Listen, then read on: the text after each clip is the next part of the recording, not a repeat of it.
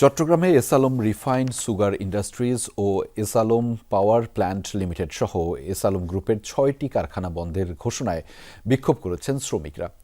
Ceylon চা আবারও রপ্তানিতে শীর্ষে। ৬টি কারখানার মধ্যে ২টি চট্টগ্রামের কর্ণফুলী উপজেলার কালারপুল, ৩টি ইছানগর ও একটি বাঁশখালীতে অবস্থিত। নোটিশে বলা হয়, কর্তৃপক্ষের আদেশে বুধবার থেকে পরবর্তী নির্দেশ না দেওয়া পর্যন্ত কারখানাগুলো বন্ধ থাকবে। তবে কারখানার নিরাপত্তা, সরবরাহ ও জরুরি বিভাগ খোলা থাকবে। এদিকে হঠাৎ কারখানা বন্ধের নোটিশে ক্ষুব্ধ শ্রমিকরা। বন্ধের ঘোষণায় পরিবার পরিজন নিয়ে অনিশ্চয়তার মুখে পড়তে হবে বলে জানিয়েছেন তারা। এসালমের ৬টি কারখানায় অন্তত ১২,০০০ শ্রমিক কর্মচারী কাজ করেন।